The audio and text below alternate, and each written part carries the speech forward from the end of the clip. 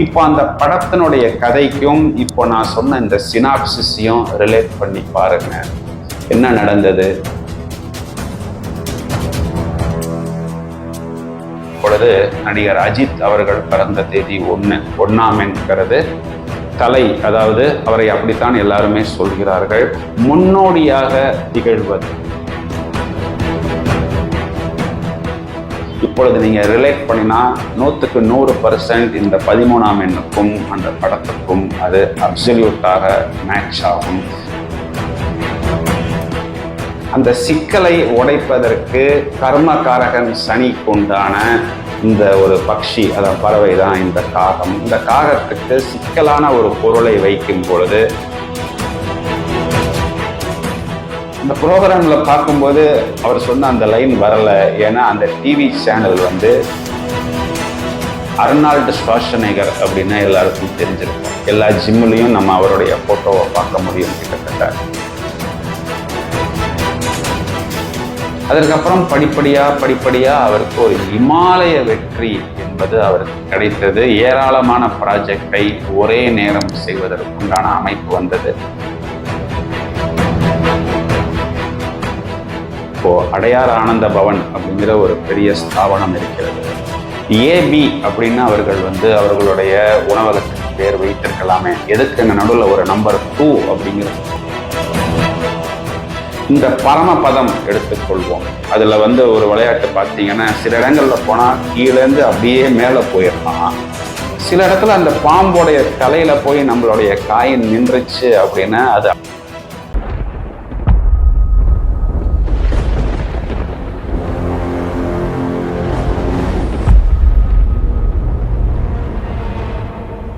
இந்த பதிவில் நாம் ஒரு வித்தியாசமான தலைப்பை எடுத்திருக்கிறோம். என்ன தலைப்பு என்றால், அவர் மட்டும் கோடீஸ்வரர் ஆகிவிட்டார், அது எவ்வாறு சாத்தியம்? முதலில் இந்த பதிவுக்கு நீங்களும் கோடீஸ்வரர் ஆக வேண்டுமா, கோடிகளை கொட்டி குவிக்க வேண்டுமா, வெற்றி மேல் வெற்றி பெற வேண்டுமா என்றுதான் நான் தலைப்பு யோசித்தேன். பிறகு இது எல்லாருக்கும் சாத்தியம் அல்ல என்பது எனக்கு தெரியும். ஆனால் அவர் எப்படி கோடீஸ்வரர் ஆனார் என்ற ரகசியத்தை அவர் உங்களுக்கு சொல்ல மாட்டார். கண்டிப்பாக அவர் சொல்ல மாட்டார். ஸோ அவருடன் நெருங்கி பழகிய எனக்கு அந்த ஃபார்முலா தெரியும். அது என்ன சார் ஃபார்முலா? இப்பொழுது ஒரு சாம்பார் பொடி இருக்கிறது. அந்த ப்ராடக்ட் வந்து ஹிட் என்று எடுத்துக்கொள்வோம். அந்த ப்ராடக்ட் எனக்கு கொடுங்க அப்படின்னு சொன்னால் அந்த மேனுஃபேக்சரர் அந்த ப்ராடக்டை கொடுப்பார். இந்த ப்ராடக்டை எப்படி தயாரிக்கணும் அப்படிங்கிற ஃபார்முலாவை எனக்கு கொடுங்க அப்படின்னு அவர் உங்களுக்கு கொடுக்க மாட்டார். ஏன்னா நீங்களும் பிறகு அது போல் ஒரு பொருளை தயாரிக்க தொடங்கி விடுவீர்கள் என்ற ஒரு பயத்தின் காரணமாக கூட அவர் கொடுக்க மாட்டார். ஸோ இந்த வெற்றி ஃபார்முலா என்ன அப்படிங்கிறது, அவரை போல் கிட்டத்தட்ட ஆயிரக்கணக்கான நபர்களுடன் பழகி அந்த ஃபார்முலாவை உருவி அந்த சாராம்சம், அந்த ஜூஸை இப்பொழுது இந்த நிகழ்ச்சியில் நாங்கள் கொடுப்பதற்கு தயாராக இருக்கிறோம். இதை இன்னும் விவரமா சொல்லணும் அப்படின்னா, கிட்டத்தட்ட பல வருடங்களாக மோர் தேன் 23 இயர்ஸா நாங்கள் இந்த இண்டஸ்ட்ரியில் இருக்கிறோம்.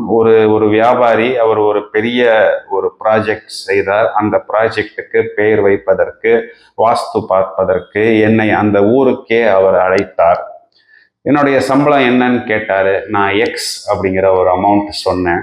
அந்த ரயில்வே ஸ்டேஷன்ல வந்து அவர் என்னைய ஏற்றி விடுறாரு. அப்போ வந்து நான் யோசிக்கிறேன், இவர் எதுக்கு ரயில்வே ஸ்டேஷன் வரைக்கும் வந்து என்னைய ஏற்றி விடுறாரு? வேலை முடிஞ்சிருச்சு, நீங்க போகலாமே அப்படின்னு அவர் சொல்லிட்டு போயிருக்கலாம். ஏன்னா அவர் அப்பொழுது மிகப்பெரிய உச்சத்தில் இருந்தார். இப்போ என்னுடைய சம்பளம் எக்ஸ் அப்படின்னு நான் சொல்லும் பொழுது அவர் வந்து, சார் நீங்க இந்த ஊருக்கு வந்திருக்கிறீங்க அப்படிங்கிறது எல்லாருமே ஓரளவுக்கு மோப்பம் பிடிச்சிருவாங்க. நான் வந்து உங்களுக்கு சம்பளம் 5x கொடுக்குறேன், நீங்க யாரையுமே இந்த ஊர்ல சந்திக்க கூடாது. அப்போ ஃபர்ஸ்ட் அவர் ஏன் அப்படி சொன்னாரு அப்படிங்கிற காரணம் எனக்கு புரியவில்லை. பிறகு ஏன் அவர் ரயில்வே ஸ்டேஷன்ல வந்து என்னை ஏற்றி விட்டார் அப்படிங்கிற ஒரு காரணமும் எனக்கு புரியவில்லை. பிறகுதான் யோசித்தேன், அந்த ஊர்ல இருக்கக்கூடிய மற்ற நபர்களை நாம் சந்தித்தால் ஒருவேளை அது அவருடைய காம்படிட்டர்ஸாக கூட இருக்கலாம், அவர்களுடைய வெற்றிக்கு உண்டான ஃபார்முலாவும் நம்மிடம் இருந்து கிடைத்து விடுமோ அப்படிங்கிறது தான். அவர் ஏன் ரயில்வே ஸ்டேஷன் வரைக்கும் வந்து நம்மளை ஏற்றி விட்டார்னா வேற யாரையும் நாம் சந்திப்பதை தவிர்க்க வேண்டும் என்ற காரணம்தான் என்பது எனக்கே கொஞ்ச நாள் கழித்து தான் புரிந்தது. ஸோ அந்த வெற்றி ஃபார்முலாங்கிறது வந்து என்ன? இப்போ ஒரு கார் நிற்கிது, அந்த காரை வந்து ஒரு மெக்கானிக் வந்து ஒரு 2 hours பார்க்குறாரு. பார்த்துட்டு ஒரு 2 ஒயரை மட்டும்தான் ஜாயின் பண்ணுறாரு. ஜாயின் பண்ணிட்டு ஸ்டார்ட் பண்ணுங்க அப்படின்னு சொல்கிறாரு. வண்டி ஸ்டார்ட் ஆகுது. அதுக்கு ஒரு சம்பளம் அவர் சொல்கிறாரு. கார் உரிமையாளர் வந்து, என்ன சார் ஒரு 2 ஒயரை மட்டும்தான் ஜாயின் பண்ணினீங்க, இதுக்கு இவ்வளவு பெரிய சம்பளமா அப்படின்னு கேட்கும் பொழுது, 2 ஒயரை ஜாயின் பண்ணினதுக்கான சம்பளம் கிடையாது, இது எந்த 2 ஒயர் அப்படிங்கிறத கண்டுபிடிக்கிறதுக்குத்தான் இந்த சம்பளம் அப்படின்னு சொல்றாரு. ஸோ ஒரு ஃபார்முலா அப்படிங்கிறது எல்லா தொழிலையும் எல்லா துறையிலையும் ஈவன் தனிப்பட்ட நபருடைய லைஃப்ல கூட அந்த ஃபார்முலாங்கிறது இருக்கு. அந்த ஃபார்முலாவை வந்து நம்ம ஃபார்முலா அப்படின்னு சொல்லலாம், ஸ்டெப்பிங் ஸ்டோன் அப்படின்னு சொல்லலாம், மைல் ஸ்டோன் அப்படின்னு சொல்லலாம், டேர்னிங் பாயிண்ட் அப்படின்னு சொல்லலாம், சக்சஸ் மந்த்ரா அப்படின்னு சொல்லலாம், சக்சஸ் ஃபார்முலா அப்படின்னு சொல்லலாம். நான் அதற்கு கொடுத்திருக்கக்கூடிய பெயர் அல்லது எனக்கு கொடுக்கப்பட்ட பெயர் என்பது இங்கு கேம் சேஞ்சர். ஏன் அப்படின்னா, அந்த ஃபார்முலாவை எடுக்கிறதுக்கு ஜாதகத்தை மட்டும்தான் பார்க்கணுங்கிறது தேவையில்லை. கண்ணிலேயே ஒரு எக்ஸ்ரே மிஷினை வச்சுக்கிட்டு நம்ம சுற்றும் பொழுது வாடிக்கையாளர் வரக்கூடிய நேரம், அவர் உட்கார்ந்திருக்கக்கூடிய அவருடைய அமைப்பு, அவர் உடுத்தி இருக்கக்கூடிய அந்த ட்ரெஸ்ஸனுடைய கலர், எதை வைத்து வேணாலும் நாம் அந்த சக்சஸ் ஃபார்முலா, அதாவது எந்த கிரகம் அவருக்கு வேலை செய்கிறது, எதை பிடித்தால் அவருக்கு சக்சஸ் என்பது வரும் என்பதை எளிதாக கிரகித்து விடலாம். அவ்வாறு கிரகித்து விட்டால் கண்டிப்பாக அவரும் கோடீஸ்வரர் தான். அந்த கோடீஸ்வரருடைய லைஃப் ஸ்டைல் என்ன, அவர்களுடைய அணுகுமுறை என்ன? அதாவது இப்போ நம்ம ஜிம்முக்கு போகும் பொழுதுதான் நம்ம ஒரு பாடி பில்டரா மாற முடியும். ஜிம்முக்கே போகாம நம்ம எப்படி பாடி பில்டர் ஆவது? கோடம்பாக்கத்துல ஸ்டுடியோக்குள்ள ஏறி இறங்கினா தான், அந்த லைட்ஸை பார்த்தா தான் நாமளும் ஒரு சினிமா நடிகரா மாற முடியும். கோடம்பாக்கத்துக்கே வரமாட்டேன், ஸ்டுடியோ பக்கமே வரமாட்டேன், எதையுமே பார்க்க மாட்டேன் அப்படின்னு சொன்னா நம்ம எப்படி ஒரு நடிகராகவோ நடிகையாகவோ மாற முடியும்?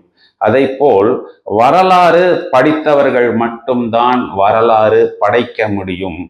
இந்த கோடீஸ்வரர்களுடைய வரலாறு என்பது நம்மளுடைய கண்ணோட்டத்தில் நமக்கு எது தேவை, அதாவது பாலும் இருக்கு தண்ணியும் இருக்கு, தேவையான அந்த பாலை மட்டும் எவ்வாறு நாம் எடுத்துக்கொள்வது? இதுல வந்து என்னென்ன எல்லாரும் எங்க கன்ஃபியூஸ் ஆயிக்கிறார்கள் என்றால், ஒரு முறை சாப்பிட வேண்டும் என்பதற்காக நான் ஒரு ஷெஃப்பாக சமையல்காரனாக மாற வேண்டும் என்று தேவையில்லை. ஒரு முறை விமானத்தில் பயணம் செய்ய வேண்டும் என்பதற்காக நான் ஒரு பைலட்டாக மாற வேண்டும் என்று தேவையில்லை. நன்றாக சமையல் தெரிந்த ஒரு நபரிடம் போய் எனக்கு இது வேண்டும் என்று சொன்னால் அவர் சமையல் செய்து கொடுத்து விடுவார். எல்லாரும் வந்து எல்லா விஷயத்தையும் கொஞ்சம் கொஞ்சம் தெரிந்து வைத்துக் கொண்டிருக்கிறார்கள். அது அவ்வாறு தெரிய வேண்டும் என்று தேவையில்லை. உங்களுக்கு ஒரு விஷயம் தெரிய வேண்டும் என்றால் முழுமையாக அதனை தியரிட்டிக்கலாக மட்டும் தெரிந்து வைத்துக் கொள்ளாமல் பிராக்டிக்கலாகவும் தெரிந்திருந்தால்தான் இன்றைய காலகட்டங்களில் நாம் அதில் ஒரு முத்திரை பதிக்கவே முடியும். ஸோ இந்த கோடீஸ்வரர்களுடைய வெற்றி ஃபார்முலாவை தியரிட்டிக்கலாகவும் பிராக்டிக்கலாகவும் எடுத்து இதனை இம்ப்ளிமெண்ட் பண்ணும் பொழுது அனைவரும் கோடீஸ்வரர் ஆக முடியுமா என்றால் கிடையாது. 10ல் 2 பேர், 5ல் ஒருத்தர், 100ல் 20 பேர் கண்டிப்பாக ஆக முடியும். அவர்களுக்கென்று ஏற்கனவே ஒரு பேட்டர்ன், ஒரு ஃபார்முலா இருக்கும். அந்த பேட்டர்ன்ல எது பிளஸ் எது மைனஸ், எதை ஜாஸ்தி செய்து கொள்ள வேண்டும், எதனை கம்மி பண்ணி கொள்ள வேண்டும் என்பதற்கு இந்த காணொளி ஒரு ஐ ஓப்பனராக இருக்கும். இந்த சிக்கலை எவ்வாறு நாம் களைவது, இதனை அஸ்ட்ராலஜிக்கலாகவோ நியூமராலஜிக்கலாகவோ மட்டும் எடுத்துக்கொள்ளாமல் இதனையே நடைமுறையாகவும் உளவியல் ரீதியாகவும் பிராக்டிக்கலாகவும் இதனை எவ்வாறு நாம் இம்ப்ளிமெண்ட் செய்து அந்த சக்சஸ் ஃபார்முலாவை எவ்வாறு நமக்கு நாம் பிரயோகம் செய்வது. அதாவது ஒரே ஒரு வார்த்தை ஒரு நபரை ஒரு விஸ்வரூப வளர்ச்சி கொடுத்திருக்கு. எல்லாருக்கும் தெரியும், முதலில் நாம் அசோக் நகரில் ஆபீஸ் வைத்திருந்த பொழுது ஒரு சாதாரண பெண், அந்த பெண்ணுக்கு தந்தை கிடையாது, தாய் மட்டும்தான். அந்த பெண்ணோட ஜாதகத்தை அந்த பெண்ணோட அம்மா சொன்னாங்க, சார் போராட்டம் கஷ்டம் இதுதான் வாழ்க்கை, ஏதாவது ஒரு குட் நியூஸ் இந்த பொண்ணுக்கு சொல்லுங்க சார், ஏதாவது ஒரு நல்லது நடக்குமா, ஏன்னா பெருசா படிக்க வைக்கிறதுக்கு எனக்கு வாய்ப்பு இல்லையே அப்படின்னு சொன்னாங்க. அந்த பொண்ணுடைய ஜாதகத்துல ரிஷப லக்னம், 7ஆம் அதிபதி செவ்வாய் ஜாதகத்துல 11ஆம் இடம் என்று சொல்லக்கூடிய லாபஸ்தானத்தில் இருந்தது. அந்த 11ஆம் வீட்டில் புதனின் சாரத்தில் இருந்து புதன் அங்கு லக்னத்துக்கு 5ஆம் வீட்டில் இருந்தது. அப்ப நான் ஒரே ஒரு வார்த்தை சொன்னேன், இந்த பொண்ணுக்கு லவ் மேரேஜ் வரும். அந்த லவ் மேரேஜ் நடந்ததுக்கு அப்புறம் இவங்களுடைய வாழ்க்கை பிரமாதமா இருக்கும். 7ஆம் அதிபதி கலத்திரஸ்தானாதிபதி லாபஸ்தானத்தில் நட்சத்திராதிபதி புதன் பார்க்கிறது. இந்த ஒரே ஒரு வார்த்தை தான் சொன்னேன். ரொம்ப சாதாரணமா அவங்க நடந்து வருவாங்க, இல்லைன்னா சைக்கிள்ல வருவாங்க, அவ்வளவுதான். அப்ப அவங்க கேட்டாங்க, சார் 7க்குரியவன் 11 அப்படின்னா அது கன்ஃபார்ம் சக்சஸ் ஆனாங்க. 200% சக்சஸ். 7ஆம் இடம் 2ஆம் இடம் 8ஆம் இடத்தில் அசுப கிரகங்கள் கிடையாது. அப்போ 2ஆம் இடத்துல ராகு கேது சனி, இல்லைன்னா 8ஆம் இடத்துல ராகு கேது சனி, 7ஆம் இடத்துல இந்த மாதிரி அமைப்புகள் இல்லை. 200% சக்சஸ். நீங்க பொருத்தம் பார்த்தாலும் பொருத்தம் பார்க்கலனாலும் உங்க மேரேஜ்ல மைனஸ் வராது, பிளஸ் தான் வரும். இதன் மூலம் உங்க லைஃப் டேர்னிங் பாயிண்ட் ஆயிடும் அப்படின்னு சொன்னேன். சடனா ஒரு 7-8 வருஷம் கழிச்சு அந்த பொண்ணை பார்க்குறேன். சடனா ஒரு நாளை, அண்ணா எனக்கு குழந்தைக்கு பேர் வச்சு கொடுங்கண்ணா அப்படின்னு சொல்லி ஒரு பென்ஸ் கார்ல அந்த பொண்ணு இறங்கிச்சு. கேட்டேன், என்னம்மா ஒண்ணுமே சொல்லவே இல்லையே, என்னாச்சுன்னு கேட்டேன். இல்லை நாங்கள் ஒரு ஜாப் எங்களுக்கு அடையாறில் கிடைச்சது எங்கள் அம்மாவுக்கு, ஸோ அங்கே ஷிஃப்ட் ஆனோம். அங்கே கொஞ்சம் நான் வெயிட் போட்டேன்னு ஒரு ஜிம்முக்கு போனேன். அந்த ஜிம்மில் போய் எக்ஸசைஸ் பண்ணும் பொழுது அந்த ஜிம்லேயே வரக்கூடிய ஒரு ரொம்ப செல்வந்தர் ஒருத்தர் என் கூட பழகினார், லவ் பண்ணினோம். நீங்கள் தான் ஒரு வார்த்தை சொல்லிட்டீங்களே, எப்படி இருந்தாலும் எங்களுடைய மேரேஜ் சக்ஸஸ்ன்னு சொல்லி மேரேஜ் ஆயிடுச்சு, குழந்தை பிறந்துருச்சு. இப்போது ஒரு பெரிய வீட்டில் நான் பார்க்கப்பட்டு இப்போ அந்த வீட்டுக்கு நான் தான் இப்போ மருமகள். எங்களுடைய ஃபேமிலி லைஃப் நீங்கள் சொன்ன மாதிரி ரொம்ப நல்லா செட்டில்ட் ஆகிடுச்சுண்ணா, குழந்தைக்கு பேர் வச்சு கொடுங்கண்ணா அப்படின்னு அந்த பொண்ணு சொன்னிச்சு. எதுக்கு சொல்ல வரேன் அப்படின்னா, சட்டம் எப்படி இயங்குகிறதோ அதை போல் கட்டமும் இயங்குகிறது. இந்த கட்டம், அதாவது ஜாதக கட்டம் நமக்கு என்ன கொடுக்க வேண்டுமோ அதை கண்டிப்பாக கொடுக்கும். விதி மதி கதி என்று சொல்வதுண்டு. விதி என்றால் விதி பிரகாரம் நடப்பது, மதி என்றால் அதனை சந்திரன், அது மனோகாரகன். ஸோ நம் மனதில் உதயமாகக்கூடிய எண்ணங்கள். கதி என்றால் சூரியன், இந்த சூரியன் என்பது சம்பாத்திய காரகன். ஸோ இந்த ஒரு வார்த்தை என்ன பண்ணிருக்கு அப்படின்னா, அந்த நபரை இன்று ஒரு கோடீஸ்வரனாக மாற்றி விட்டது. இயங்குவது நீங்கள், இயக்குவது யார்? இப்போ நீங்க ஒரு வேலையை செய்றீங்க, உங்களை யார் இயக்குகிறார்? ஒருவேளை அது உங்களுடைய குருஜியாக இருக்கலாம், உங்கள் தந்தையாக இருக்கலாம், உங்களுடைய ஃப்ரெண்டாக இருக்கலாம். ஸோ உங்களுடைய இயக்கம் என்பது உங்களுக்கு கொடுக்கப்பட்டுள்ள, உங்களுக்கு திணிக்கப்பட்டுள்ள அந்த உபதேசத்தை பொறுத்து, அல்லது அது ஒரு ஜோதிடராக கூட இருக்கலாம். உங்களை இயக்குவது ஒரு ஜோதிடராக இருக்கலாம். நீங்கள் இயங்கிக் கொண்டிருக்கிறீர்கள், அந்த இயக்கத்தின் வெளிப்பாடு வெற்றிகரமாக இல்லை என்றால் உங்களுடைய ஃப்ரெண்ட், பிலாசபர் அல்லது கைடு அல்லது உங்களது அஸ்ட்ராலஜர் யாரோ அதில் நீங்கள் ஒருவேளை மாற்றம் செய்ய வேண்டும் என்ற ஒரு சூழ்நிலை வரலாம். இதை நான் ஏன் அப்படி சொல்றேன்னா, ஒரு கட்டிட மேஸ்திரி, அவரும் என்னுடைய கிளைண்ட் தான். ஒரு சாதாரண மேஸ்திரியா அவர் வாழ்க்கையை ஆரம்பித்தார். இன்னைக்கு ஒரு சிவில் இன்ஜினியரிங் படித்தவங்களா இருந்தாலும் சரி, ஸ்ட்ரக்சரல் இன்ஜினியரிங் படித்தவங்களா இருந்தாலும் சரி, இல்லை ஒரு ஆர்கிடெக்சர் படித்தவங்களா இருந்தாலும் சரி, இவர்கிட்ட மாச சம்பளத்துக்கு வேலை பார்த்து கொண்டிருக்கிறார்கள். இந்த வெற்றியை, இந்த ஒரு கோடீஸ்வர யோகம் அவருக்கு எவ்வாறு கிடைத்தது? அந்த மேஸ்திரி அவருடைய ஜாதகத்துல சிம்ம லக்னம், லக்னத்துக்கு 7ஆம் அதிபதி சனி, லக்னத்துக்கு 9ஆம் அதிபதி செவ்வாய், இந்த 2 கிரகமுமே அவருக்கு 11ஆம் இடம் என்று சொல்லக்கூடிய லாபஸ்தானத்தில் செவ்வாயின் மிருகசீர்ஷ நட்சத்திரத்தில் நிற்கிறது. அப்போ செவ்வாய் சிம்ம லக்னத்துக்கு பாக்யாதிபதிங்கிறது எல்லாருக்குமே தெரியும். லாபஸ்தானத்தில் சுயசாரம். ஸோ என்னை சந்திப்பதற்கு முன் அவருக்கு யாரோ ஒருத்தங்க கைடு பண்ணியிருக்கிறாங்க. இந்த செவ்வாய்ங்கிறது முருகன் என்ற ஒரு கிரகத்துக்கு கொடுக்கப்பட்டுள்ள கிரகம். இதன் பிரதி தேவதை முருகன். 11ஆம் இடம் லாபஸ்தானத்தில் இருக்கிறதுனால நீங்க அந்த செவ்வாய்க்கு உண்டான கட்டிட தொழில், பூமியை மையமாக வைத்து உங்களுடைய லைஃப்பை நீங்கள் டிராவல் பண்றீங்க, நீங்க முருகனை வழிபடுங்கன்னு சொல்லியிருக்கிறார். உடனே அவருக்கு ஒரு டவுட், எந்த முருகனை வழிபடுவது என்று அவருக்கு தெரியவில்லை. அதனால சரி எல்லா முருகனையும் வழிபட்டுருவோம் அப்படின்னு அறுபடை முருகன் கோயிலுக்கும் அவர் வருஷத்துக்கு 2 தடவை டூர் போயிடுவார். கிளம்பினாருன்னா 6 முருகன் கோயிலையும் முடிச்சுட்டு தான் வீட்டுக்கு வருவார். அதற்கப்புறம் படிப்படியா அவருக்கு ஒரு இமாலய வெற்றி என்பது அவருக்கு கிடைத்தது. ஏராளமான ப்ராஜெக்டை ஒரே நேரம் செய்வதற்குண்டான அமைப்பு வந்தது. சார், முருகன் தான் எனக்கு கண் கண்ட தெய்வம், உங்க பேர்ல வேல்னு வந்தது, அதனால தான் நான் உங்களை தேடி வந்தேன், எனக்கு ஒரு கம்பெனி நேம் வச்சு கொடுங்கன்னாரு. வச்சு கொடுத்தேன். அப்புறம் அவருடைய வீட்டு நம்பர் பார்த்தோம்னா 53 வந்தது. அந்த வீட்டிலேயே ஆஃபீஸும் வச்சிருக்கிறாரு. இப்போ என்கிட்ட கேட்டார், இதுதான் சார் என்னுடைய அமைப்புன்னாரு. நான் சொன்னேன், எல்லாம் நல்லா தான் இருக்கு, சின்ன சின்ன வாஸ்து கரெக்ஷன் நான் பண்ணிட்டேன், ஆனால் வீட்டு நம்பர் 53 வருது, இதுக்கு சொல்யூஷன் கிடையாது, நீங்கள் இந்த வீட்டை வேணா மாற்றிடுறீங்களா இல்லை வித்துடுறீங்களான்னு கேட்டேன். சார், இதை விற்க முடியாது, எங்கள் பூர்வீக வீடு, இதில் எங்களுக்குள்ளார பாக பிரிவினையெல்லாம் இன்னும் ஆகலை, அதுக்கு கொஞ்சம் நாள் ஆகும், இந்த வீட்டை தான் நான் வச்சிருக்கணும், வேற வழி இல்லை அப்படின்னாரு.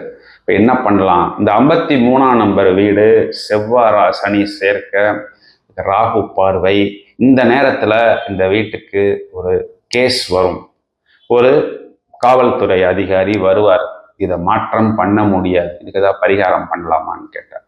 இதுக்கு பரிகாரம் வேலைக்காகாது, ஒர்க் அவுட் ஆகாது, இந்த விதியை நீங்கள் அனுபவிச்சு தான் ஆகணும். அப்போ ஏதாவது ஒரு ஃபார்முலா சொல்லுங்க சார், ஒரே ஒரு லைன் சொல்லுங்க, இதுலேருந்து நான் எப்படி வெளில வர்றது, ஏன்னா நான் இன்னைக்கு நிறைய அப்பார்ட்மெண்ட்ஸ் கன்ஸ்ட்ரக்ஷன் பண்ணிக்கிட்டு இருக்கிறேன், கிளைண்ட் வந்திருக்கிற நேரத்தில் ஏதாவது ஒரு விஷயமா காவல்துறை அதிகாரி வந்தால் கூட ஒரு சங்கடத்தை ஏற்படுத்தும், ஏதாவது ஒரு வார்த்தை சொல்லுங்க அப்படின்னாரு. சரிங்க சார், இந்த டைம்ல உங்களுக்கு பிரச்சனை என்பது உண்டு, ஆனால் பிரச்சனையை நாம் குறைத்து கொள்ளலாம், இது இந்த 53 அப்படிங்கிற ஒரு நம்பரை வச்சு தான் வருது, அதனால நீங்க என்ன பண்ணுங்க அப்படின்ட்டு அந்த வீட்டில் ஒரு போர்ஷனை நீங்க முடிஞ்சா வாடகைக்கு விட்டுருங்க சார் அப்படின்னு சொன்னேன். இவர் வாடகைக்கு விட்டது ஒரு நிதி நிறுவனம்னா இந்த சிட்ஸ் நடத்தக்கூடிய ஒரு கம்பெனி. ஃபர்ஸ்ட் வரும்பொழுது அந்த கம்பெனி நார்மலா தான் வந்தது, ஆனால் அவங்க இவருக்கு தெரியாமலே லோன் கொடுக்குறோம், நாங்கள் நிறைய பேருக்கு கடன் கொடுக்குறோம் அப்படின்னு சொல்லி டெபாசிட் வாங்கியிருக்கிறாங்க. இந்த டெபாசிட் கொடுத்தவர்கள் போலீஸ் ஸ்டேஷன்ல போய் கம்ப்ளைண்ட் பண்ணி அந்த இடத்துக்கு காவல்துறை அதிகாரி வந்தார்கள். ஆனால் இவர் அஸ் பில்டிங் ஓனர் உள்ள என்ன நடக்குதுன்னு எனக்கு தெரியாது என்று இவர் நாசுக்காக ஒரு சின்ன ஒரு ஸ்கிராட்ச் கூட இல்லாமல் வெளியே வந்து விட்டார். பிறகு அந்த தசாபுத்தி அந்தரம் முடிந்து விட்டது. அவர் இப்பொழுது அதே இடத்தில் வியாபாரம் செய்து கொண்டிருக்கிறார். பிறகு அவர் பாக பிரிவினையில் அந்த ப்ராப்பர்ட்டி வேண்டாம் என்று குடும்ப உறுப்பினர்களுக்கு எழுதி கொடுத்து விட்டார். ஸோ இந்த சாஸ்திரங்களும் சம்பிரதாயங்களும் வழிபாடும் ஏதோ ஒரு விதத்தில் நம்மை மேம்படுத்தி கொள்ள, நமக்கு நெகட்டிவ் என்று வரும் பொழுது அதனை கம்மி செய்வதற்கும், பிளஸ் என்று வரும் பொழுது அதனை அதிகரித்துக் கொள்வதற்கும் ஏதோ ஒரு ரூபத்தில் நமக்கு ஒரு அனுகூலத்தை கொடுக்கிறது. இவருக்கு என்ன பரிகாரம் சொன்னோம் அப்படின்னா, கர்மகாரகன் சனி, அதனால் இந்த பிரச்சனை வந்தது, ராகுவின் பார்வையும் ஏற்பட்டது, அதனால் இந்த பிரச்சனை வந்தது. இந்த சனி என்ற கிரகத்துக்கு கொடுக்கப்பட்டுள்ள ஒரு பறவை தான் காக்கா. இந்த காக்காக்கு உணவளியுங்கள் அப்படிங்கிற ஒரு பரிகாரத்தை நான் சொல்லியிருந்தேன். என்ன உணவு கொடுக்கலாம் அப்படிங்கிறது, குலோப் ஜாமுன் வைக்கலாமா, ஒயிட் ரைஸ் வைக்கலாமா, இல்லைன்னா மைசூர் பாகு வைக்கலாமா, என்ன வைக்கலாம் அப்படின்னு கேட்டாரு. இடியாப்பம் வைங்க சார் அப்படின்னு சொன்னேன். இது என்ன சார் லிஸ்ட்லயே இல்லையே, பிரகாஷ் ராஜ் சொல்ற மாதிரி புதுசா இருக்குதே இந்த பரிகாரம் அப்படின்னு கேட்டாரு. இல்லை சார், இடியாப்பம்ங்கிறது பார்த்தா சிக்கலா இருக்கும். அந்த சிக்கலை உடைப்பதற்கு கர்மகாரகன் சனிக்கு உண்டான இந்த ஒரு பக்ஷி, அதான் பறவை தான் இந்த காகம். இந்த காகத்துக்கு சிக்கலான ஒரு பொருளை வைக்கும் பொழுது அந்த சிக்கலை அது கொத்துவது தான் இந்த பரிகாரத்தின் சாணித்தியம் அப்படின்னு சொல்லியிருந்தேன். இந்த மாதிரி வருமானத்துக்கு என்ன பண்ணலாம், வருமானத்தை குறிகாட்டக்கூடிய கிரகம் சம்பாத்திய காரகன் அப்படிங்கிறது சூரியன். சூரியனுக்கு கோதுமை, இந்த கோதுமையில நம்ம செய்யறது என்ன செய்யறோம்னா சப்பாத்தி செய்யறோம்.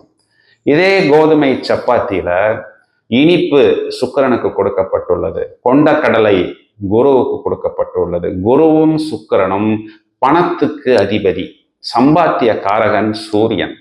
ஸோ கொண்டக்கடலையில நாட்டு சர்க்கரையை சேர்த்து சப்பாத்தியில வச்சு அதை ஒரு ரோல் மாதிரியோ இல்லை ஒரு உருண்டை மாதிரியோ செஞ்சு வியாழக்கிழமை, வெள்ளிக்கிழமை அல்லது ஞாயிற்றுக்கிழமைகள்ல பசுமாட்டுக்கு வைக்கலாம். வைக்கும் பொழுது இந்த 3 கிரகங்களுமே நமக்கு அனுகூலமாக வேலை செய்யும். அதாவது சுக்கிரன், குரு, சூரியன், இந்த 3 கிரகங்களுமே நமக்கு சாணித்தியம் கொடுக்கும். செவ்வாய் பலம் இழந்திருக்கு. அப்போ என்ன பண்ணலாம், இரத்த தானம் செய்யலாம். அப்பொழுது அதனுடைய வீரியம் நமக்கு கட்டுப்படும், நெகட்டிவ் வைப்ஸ் குறையும். குரு அனுகூலம் இல்லாமல் இருக்கு, ஏன்னா இந்த குரு தான் தனகாரகன்.